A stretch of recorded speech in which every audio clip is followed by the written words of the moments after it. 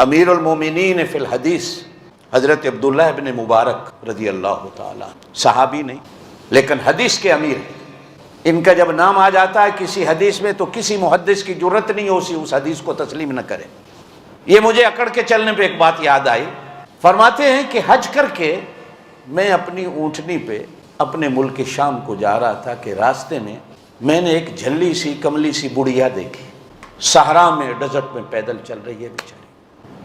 تو مجھے ترس بھی آیا اور خیال بھی آیا، تو میں نے اس سے کہا السلام علیکم ورحمۃ اللہ، تو اس نے جواب میں مجھے کہا سلام قولا من رب الرحیم۔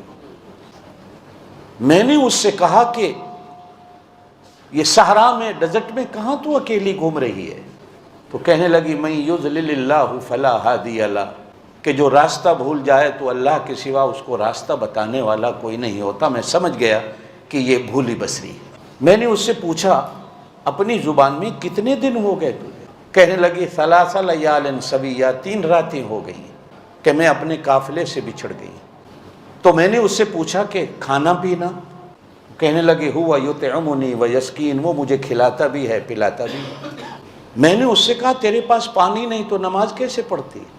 تو کہنے لگی اللہ قرآن میں کہتے ہیں فلم تجدوا ماء فتیمموا، جب پانی نہ ملے تو تیمم کر۔ میں سمجھ گیا کہ یہ مجھے کہہ رہی ہے میں تیمم سے نماز، یعنی جو سوال کرتا ہوں میں قرآن سے جواب دیتی۔ میں نے اپنی زندگی میں ایسی عورت نہیں دیکھی۔ میں نے اس سے کہا کہ وضو کیسے کرتی ہے؟ کہتی فلم تجدوا ماء فتیمموا، پانی نہ ملے تو وہ تیمم کر لیتی۔ میں نے اس سے کہا کہ میرے پاس کچھ کھانا پینا ہے، 3 دن سے تو نے کچھ نہیں کھایا تو میں پیش کروں؟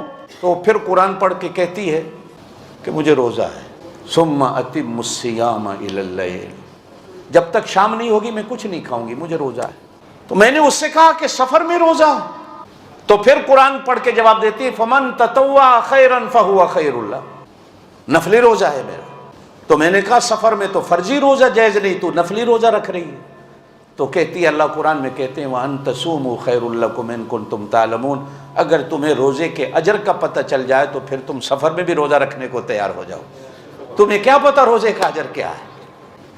میں نے اس سے کہا کہ تم میری طرح بات کیوں نہیں کرتی جس طرح میں کر رہا ہوں؟ تو پھر آگے سے قرآن پڑھ کے جواب دیتی ہے کہ مَا يَلْفِظُ مِن قَوْلٍ إِلَّا لَدَيْهِ رَقِيبٌ عَتِيدٌ، کہ تمہاری زبان سے کوئی ایک لفظ ایسا نہیں نکلتا ہے لکھنے والا فرشتہ فوراً لکھ لیتا۔ اب میں نے اس سے پوچھا تو کہاں سے آ رہی ہے، کہاں جانا ہے؟ تو پھر قرآن پڑھ کے کہتی ہے سبحان الذی اسریٰ بعبدہ لیلا من المسجد الحرام الی المسجد الاقصیٰ۔ میں سمجھ گیا کہ یہ حج کر کے آ رہی ہے اور ملک شام کی طرف جا رہی ہے اور یہ قرآن کے سوا کوئی بات ہی نہیں کرتی۔ اب میں نے اس سے کہا کہ میری اونٹنی ہے اس پہ بیٹھ جاؤ، تو دعا دے کے کہنے لگی وما تفعلوا من خیر یعلمہ اللہ، اگر کوئی کسی کے ساتھ نیکی کر دے تو اللہ اس کا بھلا کرے، اللہ اس کا بدلہ دے گا، اللہ جانتا ہے، چلو دے دو سواری میں بیٹھ جاتے۔ اب جب میں نے اونٹنی اس کے لیے بٹھائی تو اونٹنی جیسے سواری کو بٹھاتے وقت ہلتی جلتی ہے، اونٹنی بھاگ کھڑی ہوئی، وہ بیچاری گر گئی۔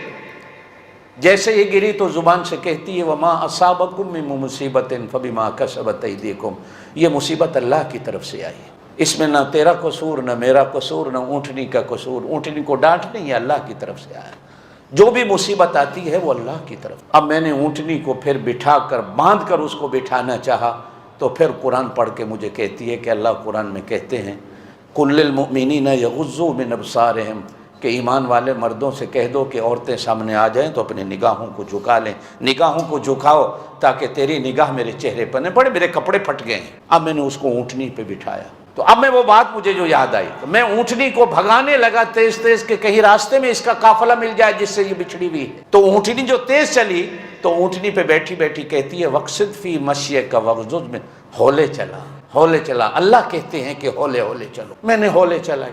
اب جیسے اونٹ چلانے والے کی عادت ہوتی ہے کہ جب آپ لوگوں نے تو کبھی اونٹوں کے قافلے چلتے نہیں دیکھے، ہم نے دیکھے ہیں کہ ایک آدمی 100 اونٹوں کو لے کے چلتا ہے تو وہ شعر پڑھتا ہوا جاتا ہے، پنجابی زبان میں کہتے ہیں وہ دوڑے ماں یہ پڑھتا ہوا جاتا ہے، تو اونٹنیاں مست ہو کے چلتی ہیں۔ بلکہ ایک دفعہ حدیث کے اندر بھی آتا ہے کہ آپ صلی اللہ علیہ وسلم کی ازواج اونٹنیوں پہ سوار تھی، سفر پہ جا رہے ہیں تو ایک صحابی نے شعر پڑھنے شروع کیے، اونٹنیاں تیز چلنے لگی تو آپ صلی اللہ علیہ وسلم نے فرمایا ہولے چلاؤ، دیکھتے نہیں ہو کہ شیشے کے آب خورے اونٹنیوں پہ ہیں، کہیں ایسا نہ ہو کہ اونٹنیاں بھاگی اور یہ نیچے گر جائیں۔ تو خواتین کو اللہ کے رسول صلی اللہ علیہ وسلم نے شیشوں کے آب خورے کہا کہ یہ پیار اور محبت سے سیدھی ہونے والی ہوتی ہے، آرام سے چلو تاکہ ان کو تکلیف نہ ہو۔ آپ صلی اللہ علیہ وسلم عورتوں کا بھی کتنا خیال کرتے۔ اب جب میں نے وہ شعر پڑھنے شروع کیے تو اونٹنیاں اور تیز چلنے لگی، تو وہ اونٹنی پہ بیٹھی بیٹھی کہتی ہے فَقْرَؤْا مَا تَيَسَّرَ مِنَ الْقُرْآنِ، قرآن کیوں نہیں پڑھتے ہو؟ قرآن پڑھو، میں تمہارا قرآن سنتی۔ اب میں نے قرآن پڑھنا شروع، پھر تھوڑا سا اور میں آگے چلا تو میں نے کہا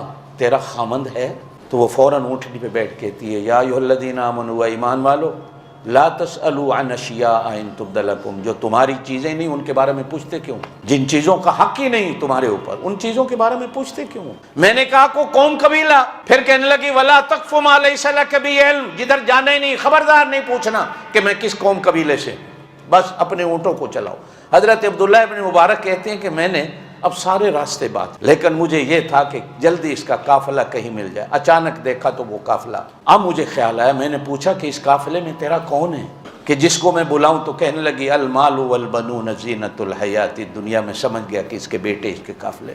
میں نے کہا کہ تیرے بیٹوں کی پہچان کیا ہے؟ کہنے لگی وعلامات وبالنجم هم یہتدون، یہ اس قافلے کو راستہ دکھانے والے ہیں اور شکل صورت ان کی ایسی ہے جیسے آسمان کے ستارے ہوتے ہیں۔ میں نے کہا کو اپنے بیٹوں کا نام بتا، تو 3 نام بتا۔ کہنے لگی واتخذ اللہ ابراہیم خلیلا وکلم اللہ موسیٰ تکلیما یا یحییٰ خذ الکتاب بقوہ۔ میں سمجھ گیا کہ قبیلے میں اس قافلے میں 3 اس کے بیٹے ہیں، ایک کا نام ابراہیم ہے، ایک کا نام موسیٰ ہے اور ایک کا نام یحییٰ ہے۔ میں نے زور سے آواز دی ابراہیم، موسیٰ، یحییٰ۔ دیکھا تو 3 نوجوان آسمان کو ستاروں کی طرح بھاگتے ہوئے روشن چہرے والے میرے پاس آئے۔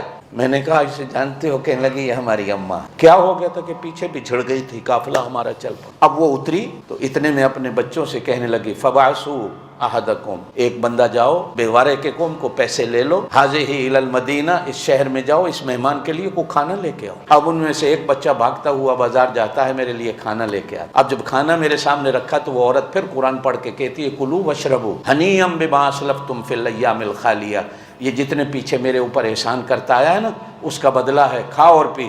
میں نے کہا قسم ہے مجھے حرام ہے یہ کھانا میرے اوپر، پہلے مجھے بتاؤ کہ یہ تمہاری ماں کی حالت کیسی ہے؟ تو وہ بچے رو کے کہنے لگے 40 سال ہو گئے آج تک ہماری ماں نے قرآن کے سوا کو بات ہی نہیں، قرآن کے سوا کو بات ہی نہیں کی، جب بولتی ہے قرآن بولتی۔ ہم کہتے ہیں اماں ہماری زبان میں بات کر، تو وہ کہتی ہے بولوں گی اللہ کے ہاں لکھا جائے گا، اور میں چاہتی ہوں کہ میں اس حالت میں مروں کہ میرے ہونٹوں پر قرآن کے سوا کوئی بات ہی نہ ہو۔ ایسی ایسی عورتیں بھی دنیا میں کہ جن کی زندگی ایسے گزری کہ قرآن کے سوا کبھی بات